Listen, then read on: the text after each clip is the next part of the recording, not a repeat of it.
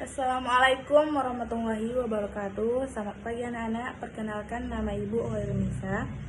Selamat datang di pembelajaran bahasa Indonesia. Hari ini kita akan mempelajari tentang cerpen, yaitu cerita pendek yang seru dan menyenangkan untuk dibaca. Yuk kita mulai.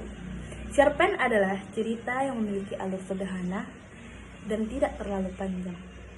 Biasanya cerpen hanya menceritakan satu kejadian atau satu masalah yang dialami oleh tokoh utama. Cerpen biasanya mengajarkan kita tentang kehidupan, persahabatan, dan keberanian. Ciri-ciri cerpen ada 4. Setiap cerpen memiliki ciri-ciri khusus. Berikut adalah ciri-ciri yang harus anak-anak ketahui. Yang pertama, panjang cerita singkat, hanya beberapa halaman saja. Yang kedua, ada tokoh utama, yaitu biasanya adalah orang atau karakter yang mengalami masalah. Yang ketiga, ada konflik atau masalah yang harus dihadapi oleh tokoh utama. Yang keempat, cerita berakhir dengan solusi atau penyelesaian, yaitu masalah. Langkah-langkah menulis cerpen. Kalau anak-anak ingin menulis cerpen, biasanya dengan cara yang pertama, pilih tema cerita, misalnya tentang petualangan, persahabatan, atau hari libur.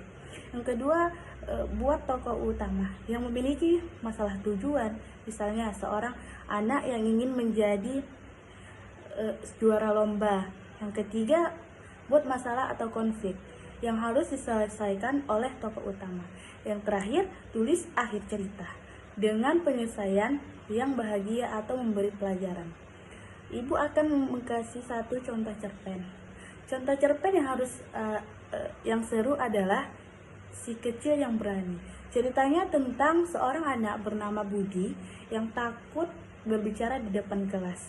Tetapi dia berusaha menghadapi dan akhirnya bisa berbicara dan percaya diri. Cerpen ini mengajarkan kita untuk berani menghadapi rasa takut.